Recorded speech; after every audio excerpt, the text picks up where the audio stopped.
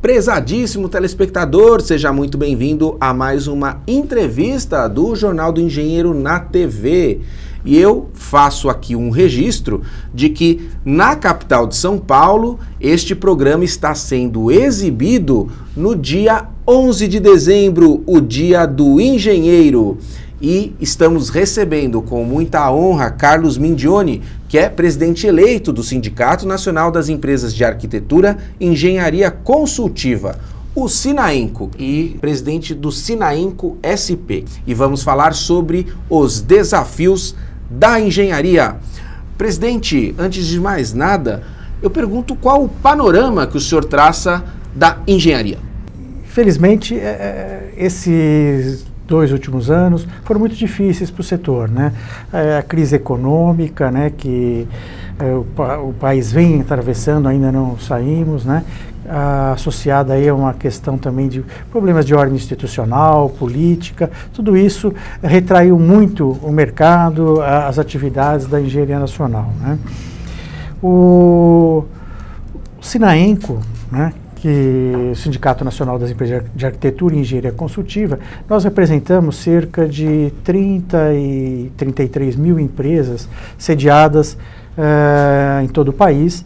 Contamos com 12 regionais, né, unidades regionais,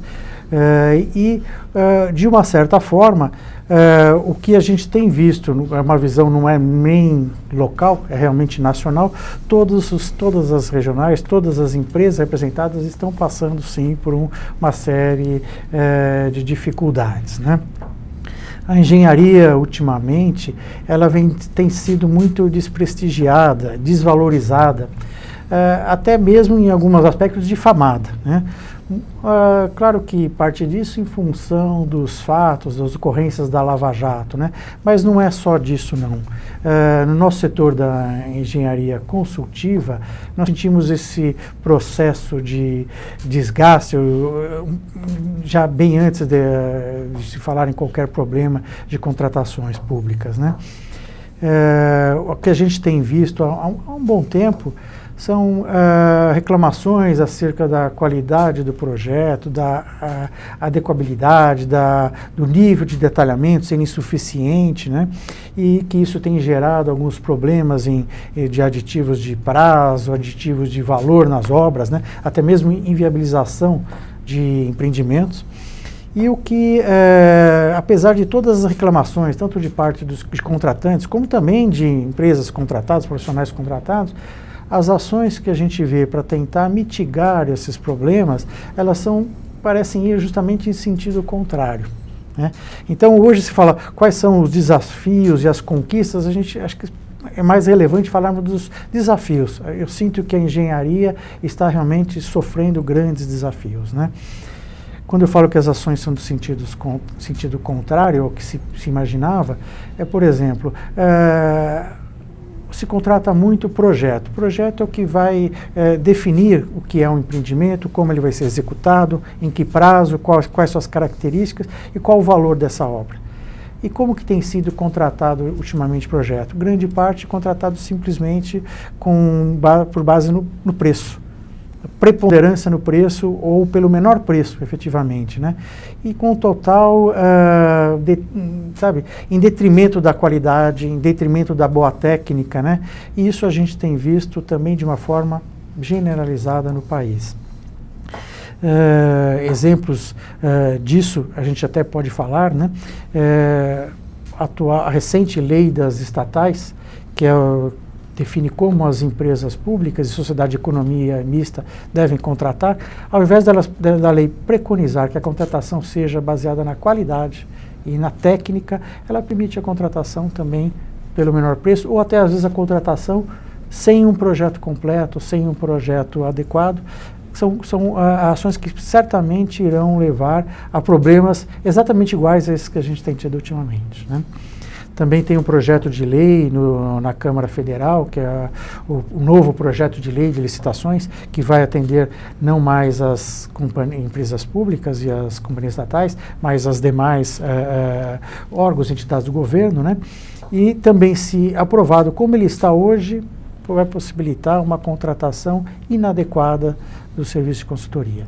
Então, esses acho que são grandes desafios que a gente tem, né? E essas mudanças que esse PL trará também é esse viés de que quanto menor o preço do projeto, ele tem mais chances de ser aprovado, ou tem outros também fatores que precarizam mais a engenharia? Não, ele tem, não diria esse viés, mas ele abre a possibilidade para isto, né, ser decidido por uma contratação baseada no preço, né?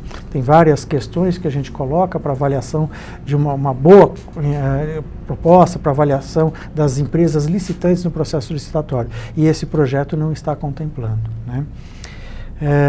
Eu acho que com a nova lei, fazendo alguns ajustes, pode ser que nós realmente conseguimos recolocar, né, o país num caminho de perspectivas de evolução, melhores empreendimentos, melhoria dos investimentos públicos e tudo mais. Mas, infelizmente, ainda temos muito que trabalhar, né? A gente tem outros riscos também que a gente enfrenta ultimamente. Por exemplo, a questão da novos projetos ou intenções de regulamentos que estão se discutindo, como, por exemplo, a certificação de projetos e obras, né? Tem um regulamento recentemente publicado em que essa certificação é feita, entretanto, por empresas estranhas ao setor. Empresas, por exemplo, que, pelo regulamento atual, nem precisam estar registradas no sistema CREA-CONFIA, por exemplo, que é o conselho que regula o exercício da profissão da engenharia. E também, também não estão registrados no CAL, que é o Conselho da Arquitetura e Urbanismo. Então, você vê, uma empresa que vai certificar um projeto de engenharia, uma obra de engenharia, não estar nem registrada num conselho. É um negócio complicado. E hoje isso já é fato corriqueiro? Não, isso foi proposto um regulamento, ele foi colocado em consulta pública, tá. Já várias entidades se manifestaram, Sinaenco entre elas, né, e tentando reverter esse processo. Tá. Né? Não só que as empresas sejam efetivamente fiscalizadas e registradas no sistema CREA-CONF, mas também que os profissionais que vão trabalhar tenham atestação certificada por esses órgãos profissionais, né? Não dá para aceitar que, conforme está no regulamento, que uma certificação ou atestação da capacidade técnica do profissional seja simplesmente por uma declaração ou algo que a gente não sabe nem de onde vem, qual a fidelidade da informação, né, a qualidade. Então esse é um outro desafio que nós estamos enfrentando. Carlos, esses desafios que você nos elencou, você me corrija, eles dependem muito aí do diálogo com o governo, né? Então, primeiro que tem empresas públicas que contratam empresas de engenharia e preferem menor preço em detrimento de qualidade. Tem um PL aí querendo dificultar ainda mais que o serviço tenha qualidade. E essa certificação também, que eu creio que são muitos órgãos públicos que acabam certificando, também aí pode ser que passe um regulamento que empresas que nem têm CONFIA-CREA estejam presentes. E esse diálogo com o governo tem acontecido, a despeito desse ano aí que foi difícil para o governo, né, muitas vezes se equilibrando, mas tem acontecido esse diálogo, esse esforço de convencimento? Olha, o esforço tem, não só do Sinaenco, né, como várias outras entidades ligadas à engenharia e também à arquitetura, né? Nós temos tentado. Agora, como eu falei logo no começo, nós passamos uma época de grandes instabilidades e mudanças, né? Não só a crise, como eu falei, financeira, mas tem também a questão da crise política, institucional, né? Então, esse diálogo, ele fica prejudicado, às vezes não pela falta de interesse em haver o debate, mas muito porque as coisas estão em constante mutação. Então, você vai falar hoje com um representante, um parlamentar, que está numa comissão, de repente ele sai da comissão, ou a comissão para, porque a prioridade do governo passa a ser outra, então isso dificulta esse processo. Mas, sem dúvida, tivemos várias participações em audiências públicas, enquanto o projeto tramitava no Senado, né? Agora está na Câmara, estamos trabalhando. Também, com relação a esse regulamento de certificação, tem um trabalho contínuo e tem sido de certa forma, até porque o projeto de lei está parado na Câmara, o projeto de lei de licitações, então a gente tem se dedicado muito a essa questão da certificação e temos conversado também com o Ministério, com o Inmetro, para tentar mostrar o risco que está colocando. Essa questão, o regulamento da certificação tem outros problemas também, não é só o registro da empresa? Ele prevê, por exemplo, que na certificação, as empresas que vão fazer essa certificação, elas façam também algumas atividades que são inerentes de um trabalho de gerenciamento ou supervisão de obras, que não tem nada a ver com a certificação em si. E, ao contar com esse tipo de atividades prevista no processo de certificação, que não é um processo contínuo, são inspeções pontuais, né? Pode dar uma falsa ilusão ou induzir um outro contratante público, né, a falar, bom, já que eu tenho essa certificação, não preciso mais de uma supervisão da obra. Então, vai alguém certificar lá num certo dia, por mês, ou a cada quanto tempo ele quiser, e com isso ele acha que vai ter a certeza de uma obra bem executada, de acordo com as normas, de acordo com os requisitos. Então, o processo da certificação realmente traz outras questões muito complicadas para nós. E Carlos, quem produz esse regulamento? Quem o determina? Então, a necessidade disso, basicamente, eu acho que veio desse grande interesse de trazer recursos e investidores externos para o país. Né? Então está afrouxando para que empresas de capital externo venham para cá? A ideia primeiro era criar algum mecanismo que desse, por exemplo, maior conforto para uma seguradora que vai segurar o empreendimento, para um investidor que vai trabalhar com um projeto certificado. Só que não adotaram o caminho certo. Como se pode fazer um regulamento para certificar projeto e certificar obra sem ao menos ouvir o setor e os órgãos de controle do setor, né, que regulamentam o setor. Então é um negócio que acaba não saindo correto. Né? A gente volta daqui a pouquinho, não saia daí.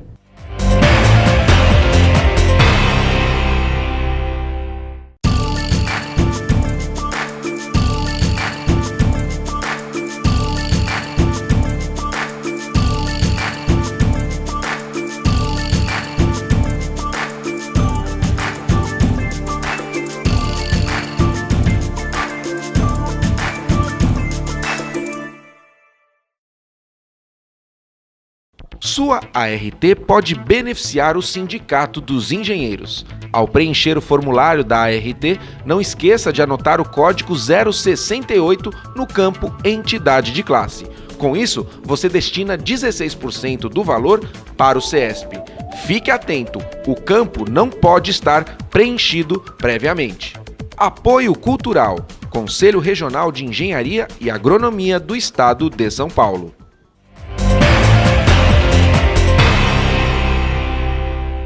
O JE na TV está de volta e recebe Carlos Mindioni, presidente eleito do Sindicato Nacional das Empresas de Arquitetura e Engenharia Consultiva, o Sinainco, e presidente do Sinainco São Paulo.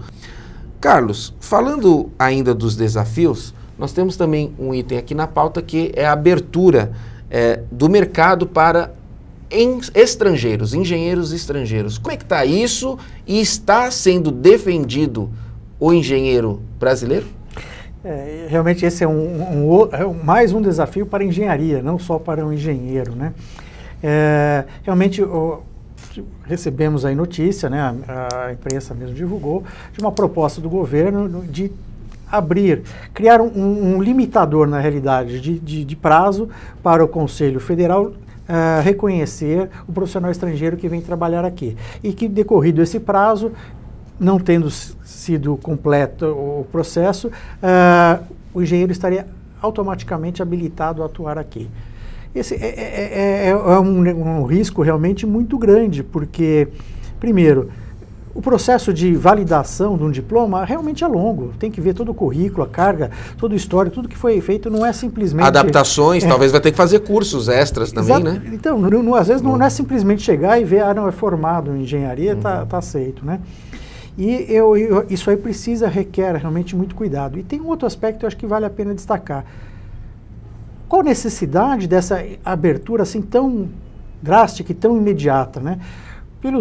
O que nós temos ouvido, tem cerca de 50 mil engenheiros desempregados no país. Então nós temos capacidade aqui ociosa que tem que ser aproveitada. Temos profissionais, né? Até quando a gente fala da engenharia nacional, que está, como eu digo, tem sido desconsiderada, tal, a engenharia nacional tem uma capacidade muito grande, tem grandes realizações, né?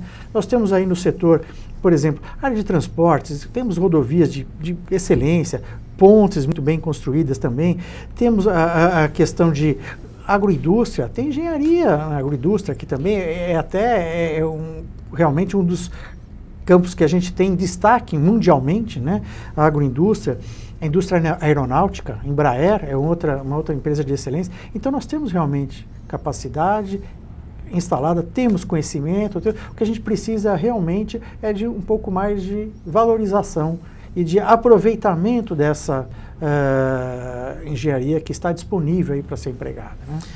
Carlos, diante desses desafios listados, diante dessa falta aí de reciprocidade no diálogo com o governo, porque o setor quer dialogar, o setor quer conversar, quer debater, mas você me relata aqui que o governo resiste a isso. Quais são, na sua visão, as perspectivas para 2018? Tá. Na realidade, não é só uma resistência. Como eu falei, tem também algumas questões ligadas à instabilidade política institucional. Acaba focando nisso. Isso. Tá. Agora, para 2018, o Sinaenco tem uma série de ações que a gente vai dar continuidade e até intensificar, né? Por exemplo, nessa questão do processo de certificação de projetos e obras. É fundamental que esse processo, eu acho que ele é interessante, ele pode agregar, mas ele é um complemento às atividades que já vêm sendo desenvolvidas. É importante que ele seja feito por empresas e profissionais realmente reconhecidos como tendo capacidade técnica para fazê-lo, né? Nós vamos também atuar, esperamos que comece a andar esse projeto da nova lei de licitações e vamos atuar muito firme no sentido de corrigir as eventuais distorções que a gente vê que não vão sanar os problemas que a gente tem. Pelo contrário, podem até maximizar, né? Então, acho que esses são assim pontos básicos que a gente tem para já atacar. Essa questão também da abertura do mercado, poxa, tem que haver reciprocidade, a gente tem que brigar por isso, tem que haver, primeiro, ver qual é a necessidade dessa abertura. E o Sinaenco entende que não adianta as entidades, quer seja o Sinaenco, quer seja outro sindicato da engenharia ou arquitetura ou um conselho, atuar isoladamente. Nós precisamos realmente unir essas entidades, trabalhar de uma forma contínua, incessante e de uma forma dura até, não podemos relaxar porque as coisas acontecem muito rapidamente, né?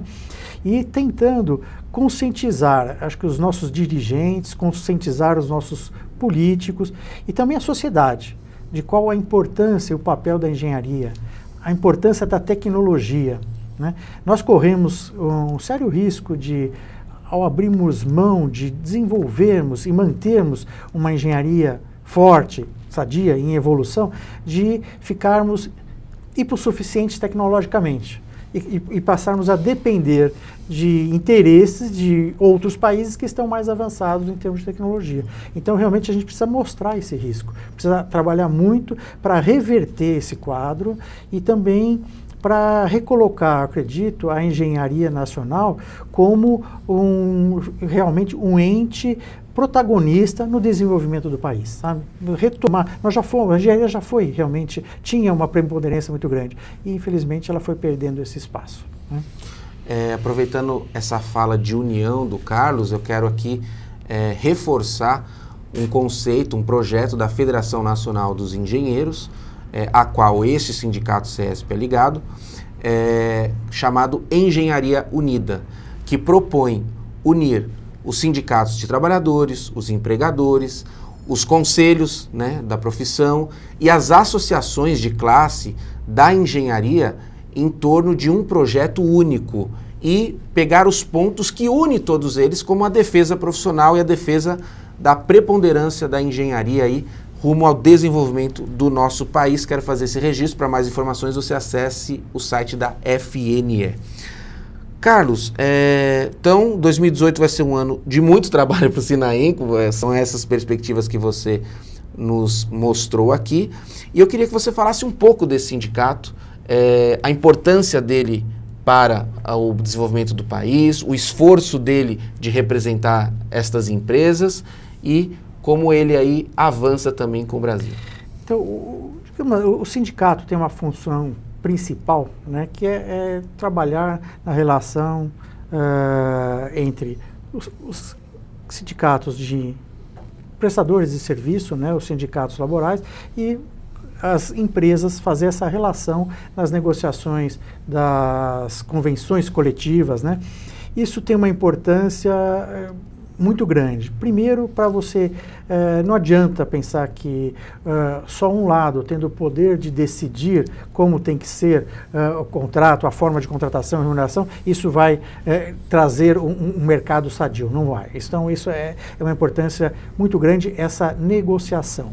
O segundo aspecto que a gente vê, tendo entidades que centralizam essas discussões, a gente evita o risco de ocorrerem, por exemplo, acordos inadequados, às vezes até espúrios, que beneficiam pouquíssimos interessados em detrimento de todo o mercado. Então, acho que essa também é uma importância de fazer, dar uma homogeneização nessas negociações e garantir que todos tenham as mesmas condições e o mais adequadas possível, né? Saindo desse campo da negociação trabalhista, o Sinaenco atua muito forte, então, em todos os campos que dizem respeito e que impactam a atuação das empresas de arquitetura e engenharia construtiva. Então, quando a gente fala de lei de licitações, a contratação pública dos nossos serviços é através dessa lei, é regida por essa lei. Então é fundamental que nós estejamos atuando e acertando isso. Quando fala na certificação de projetos e obras, puxa, é a certificação do nosso produto. E por outro lado, é trabalhar no mesmo campo em que nós atuamos na fiscalização e supervisão de uma obra. Então nós temos que brigar por uma regulação desse tipo. Da categoria. Quando falamos também na questão da abertura para o profissional estrangeiro, não temos nada contra o profissional, acho que ele tem o direito também de trabalhar aqui, é só que ele venha realmente de uma forma regulada, adequada, e que não podemos esquecer, a tecnologia nós precisamos ter aqui, não pode ser algo assim volátil que vem e vai, precisamos desenvolver aqui. Então isso acho que é importante, os sindicatos, tanto os patronais quanto os laborais, têm que estar cientes desse risco e tentar minimizá-los, né? Perfeito. Carlos, bom, nosso objetivo aqui foi traçar os desafios da engenharia, do engenheiro, e eu quero deixar a câmera à sua disposição, aberta, caso algum assunto que você julgue interessante, as nossas perguntas não contemplaram, que você fique à vontade e que também possa fazer as suas considerações finais. Eu acho que, de uma forma geral, a gente conseguiu dar uma abrangência muito grande na situação atual, né, que a gente tem visto a engenharia, dos riscos, né, que a gente tem enfrentado, a gente tem vendo e tem tentado mitigar, né, mas uma coisa também, não vamos deixar todo mundo muito desanimado, né?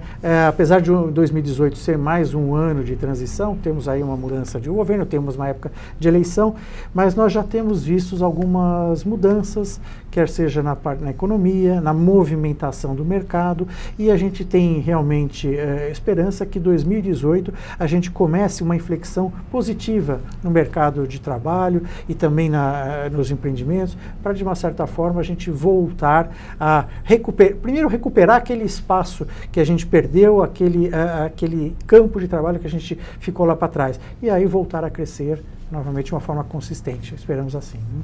Obrigado pela presença, viu? Eu que agradeço, muito obrigado pela oportunidade. Esta edição do Jornal do Engenheiro na TV não termina aqui. Fique conosco e acompanhe mais assuntos relativos à engenharia, inovação e o desenvolvimento. Um forte abraço e até breve!